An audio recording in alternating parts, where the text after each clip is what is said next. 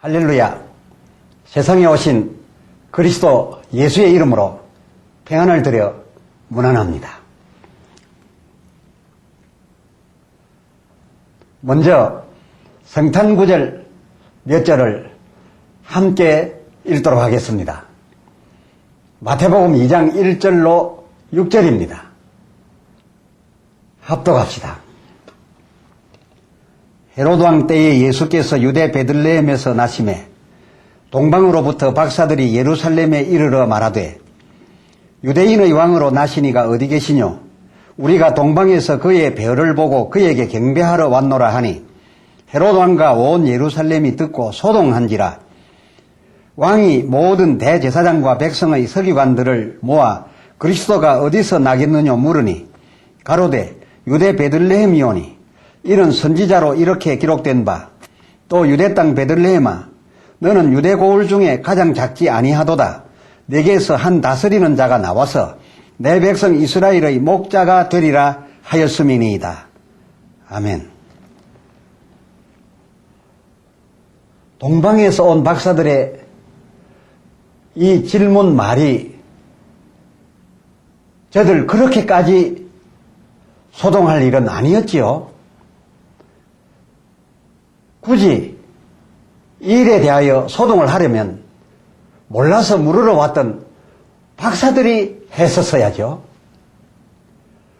이 예루살렘 이스라엘 사람들, 저들은 그동안 일로 삼고 매 안식일마다 읽어대던 성경, 그 성경이 온통 요한복음 5장 39절 말씀대로 예수 그리스도 어디에서 날 것이며 또 어떠한 모습으로 오실 것이라는 것을 충분하게 말하여 주고 있었으니까요. 그래서 물으러 왔던 이 박사들에게 대뜸 정확한 위치를 대답도 해 주었고요. 그런데 웬 소동이란 말입니까? 저들이 그토록 소동한 것은 참 아쉬운 일입니다. 이제 오늘의 본문 읽겠습니다. 마가복음 6장 47절부터 52절입니다. 저물매 배는 바다 가운데 있고 예수는 홀로 무태 계시다가 바람이 거스름으로 제자들이 괴로이 노젓는 것을 보시고 밤 사경즈음에 바다 위로 걸어서 저희에게 오사 지나가려고 하시매 제자들이 그의 바다 위로 걸어오심을 보고 유령인가 하여 소리 지르니 저희가 다 예수를 보고 놀람이라. 이에 예수께서 곧 더불어 말씀하여 가라사대 안심하라 내니 두려워 말라 하시고 배에 올라 저희에게 가시니 바람이 그치는지라. 제자들이 마음에 심히 놀라니 이는 저희가 그 떡 떼시던 일을 깨닫지 못하고 도리어 그 마음이 둔하여 졌음이라라. 아멘. 본문을 중심하여 예수 출현과 소동에 관하여 라는 주제로 은혜 나누고자 합니다. 오병이어 이적으로 5,000명을 배불리 먹게 한 후 공간복음 마태 14장 22절을 보니 예수께서 즉시 제자들을 제쳐와사 자기가 무리를 보내는 동안에 배를 타고 앞서 건너편으로 가게 하시고 라고 기록하였는 바 여기 배를 타고 앞서 가라 하셨으면 나도 곧 뒤따라 너희에게로 가겠다라는 뜻이 포함된 말이고 또 건너편이라 하였으면 그 빈들 맞은편 큰 마을 가버나움을 이름이었음을 요한복음 6장 17절에서 알 수가 있습니다. 예수님과 그 제자들의 다음 사역지 곧 내일 사역지는 가버나움임을 서로간 분명히 했던 것입니다. 예수님과 제자들 사이 이러한 묵계에 따라 마가복음 6장 48절 예수님 바다 위로 걸어서 저희에게 오사 막 지나가려 했습니다. 그런데 이 제자들 이 예수님을 유령으로 착각 심히 두려워하여 크게 소리 질렀습니다. 이때 베드로는 마태복음 14장 28절을 보니 만일 주시거든 나로 물 위로 걸어오라 하소서.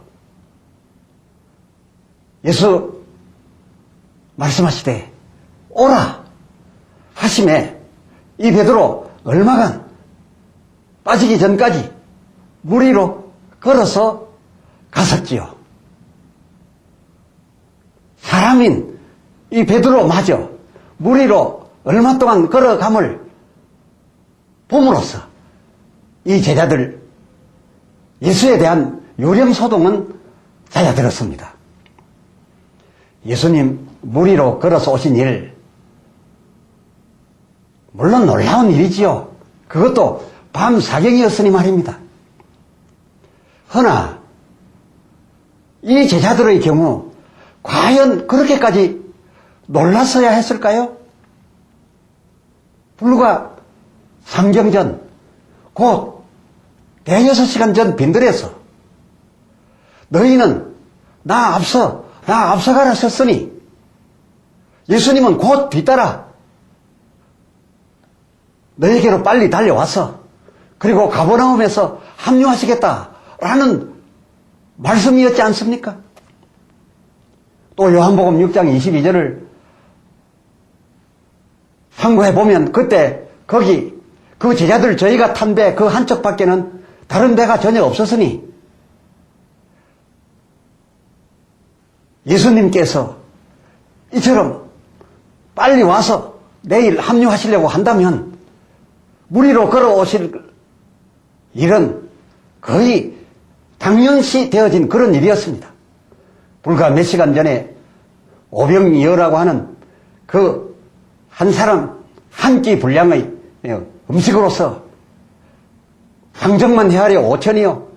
그 외에 많은 무리를 다 배부르도록 먹게 해주었던 그 엄청난 이적을 행하신 예수님. 그러한 예수님이실진데 그 상황에서 물 위로 걸어오시면 거의 필연적으로 받아들여야 했던 그런 당연한 일 아니었겠습니까? 그런데도 저들 그리도 두려워하고 그렇게까지 놀라서 소리 질러대었어야 했을까요? 모르긴 해도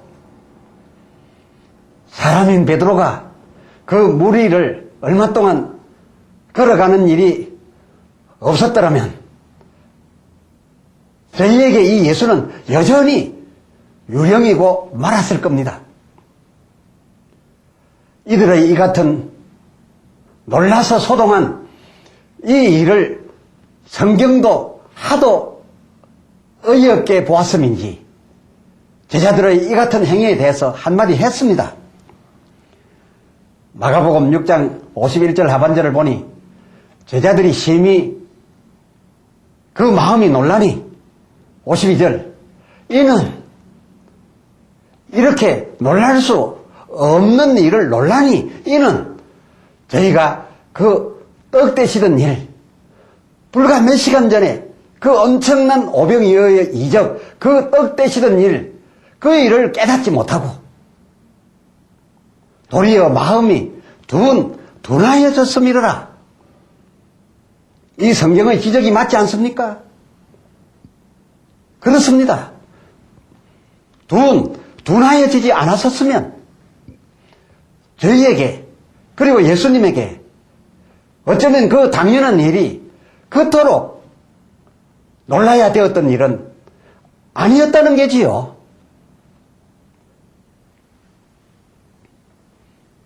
하여 저와 여러분 함께 이 누가복음 21장 34절을 참으로 무거운 마음으로 받아들여야 할 줄로 압니다. 너희는 스스로 조심하라. 그렇지 않으면 방탕함과 생활의 염려, 방탕함과 생활의 염려로 마음이 둔하여질 것이요.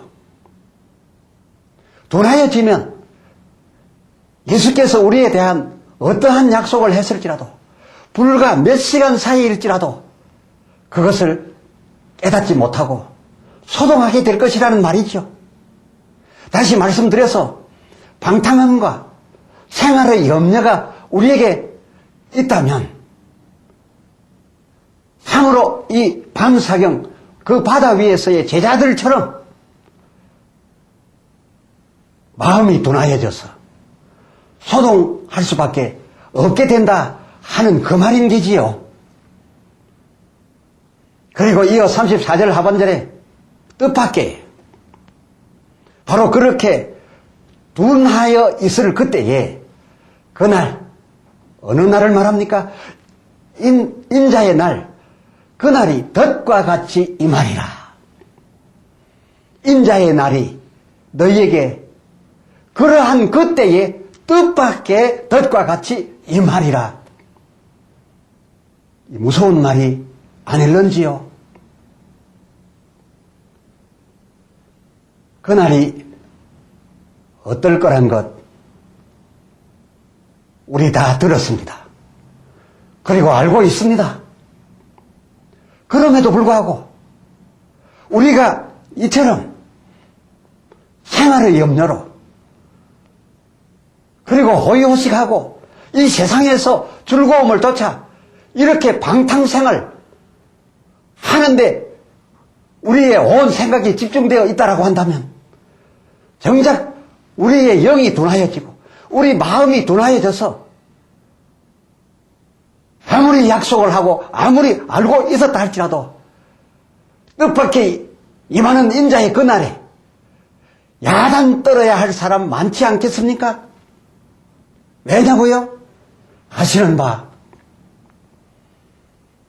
그날의 예수 오심 광경은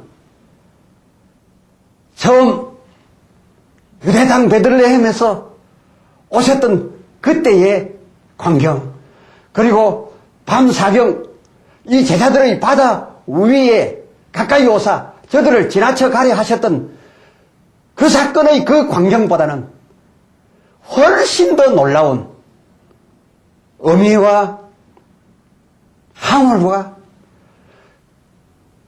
이 세상을 뒤흔들 크나큰 음성과 함께 다가올 테니까요.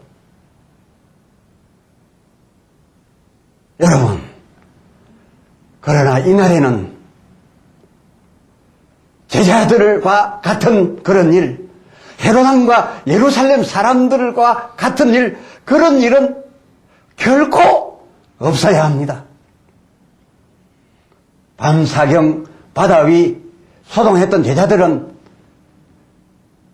예수님 지나가려 하시다가 베드로가 물 위에 걷다가 바람을 보고 빠져가는 것을 보고 건져서 어쩔 수 없이 그 배에 함께 올라주심으로써 그나마 저들은 신앙을 돌이킬 수가 있었고 예수 베들레헴 탄생을 두고 소동했던 자들도 그 이후까지 한동안 사라들 있어서 그 후 예수에 되어진 모든 일들을 보고 이러하다면 우리가 의할꼬 하면서 옷을 찢고 가슴을 치면서 회개할 기회라도 얻었고 회개함으로써 오순절에 임하시는 성령을 체험할 수도 있었으나 그러나 만일 예수 재림 때 소동할 수밖에 없게 된다면 그 소동자는 그 소동하는 그것으로 바로 끝이 됩니다. 베드로가 그의 모든 글 후서 끝장에 이렇게 말했습니다. 베드로 후서 3장 10절 바울도 그의 편지 아마 베드로가 이 바울의 편지까지 소개를 하고 있는데 이 바울의 편지글은 데살로니가 전서 4장 13절로 17절에서 확인할 수 있는 내용이겠습니다. 바울도 그의 편지에서 이런 일에 관하여 말하였거니와 그 10절 베드로후서 3장 10절 베드로의 마지막 같은 말 주의 날이 도적같이 오리니 11절 너희가 어떠한 사람이 되어야 마땅하뇨. 마가복음 6장 52절에서 확인한 대로 더 이상 방탕함과 이처럼한 생활의 염려, 이 생활의 염려로 둔한 데 머물지 말고 베드로후서 3장 11절 베드로의 마지막 고백과 같이 외친 말씀 거룩한 행실과 경건함으로 하나님의 날, 하나님의 이 날이 임하시기를 간절히 사모하고 13절 그의 약속대로 의의 거하는 바, 즉 의가 거하는 바 새하늘과 새 땅, 바로 그 하늘과 그 땅을 바라보십시오. 그리하여 진정코 다가올 약속된 이 인자의 날에는 결코 소동치 않아야 되겠으니 여러분 우리의 마음 이 둔한 데서 회개하고 다시 우리의 영과 우리의 혼이 맑고 정직하여져서 인자의 그날 소동하는 일이 결코 없게 되기를 진정코 주의 이름으로 축원합니다. 그런데 예수 이미 오신 일에 대하여도 축제는 이렇게 대단한데 어떻게 다음 일정 그야말로 우리에게 진정으로 중요한 예수 오실 일에 대하여는 모두가 거의 기대조차 하지 않고 있단 말입니까? 오늘날처럼 우리 모두가 그의 오실 일에 대하여 그의 분명한 약속에 대하여 이처럼 관심이 적고 이처럼 무던하고서야 뜻밖의 그날이 더 엄청난 모습으로 임하게 될 때 소동 아니할 수 있을까요? 바울과 베드로의 끝장 말씀으로 말씀드렸거니와 성경의 끝장 곧 구약과 신약의 끝장 말씀은 계시록 22장 20절 내가 진실로 속히 오리라. 내가 진실로 속히 오리라. 하면 우리가 어떻게 하여야 할꼬? 아멘. 주 예수여 오시옵소서. 아멘. 주 예수여 오시옵소서. 그렇습니다. 내가 진실로 속히 오리라. 지나간 약속에 대하여도 이루어진 약속에 대하여도 오늘날 우리가 대단하거늘 이제 곧 닥칠 약속 내가 진실로 속히 오리라에 대하여 우리는 그야말로 온 마음 온 정성 다하여 온 기대 온 사모 다하여 아멘 주 예수여 오시옵소서. 이것이 우리의 신앙이요 생활이어야 할 줄로 믿습니다. 기도합시다. 하나님 아버지, 오늘 말씀을 통하여 주님의 오신다 한 약속들 가운데 이미 오셔서 이루어진 약속도 중요하여 우리가 기념하거니와, 참으로 중요한 것은 똑같은 내용의 약속, 어쩌면 성경 전부의 마지막 외친 약속, 진실로 내가 속히 오리라 남아있는 이 약속 앞에 우리 온 마음, 온 기대, 온 사모, 온 간절함 바쳐 아멘 주 예수여 속히 오시옵소서 하게 하여 주시옵소서 하여 인자의 날 그날 소동하여 들려 올라가는 일에 실패함이 없게 되기 원하오니 주여 우리로 마음 둔한 데서 마음 맑아지게 해 주시옵소서. 우리 주 예수 그리스도의 이름으로 간절히 구하여 기도드리옵나이다. 아멘.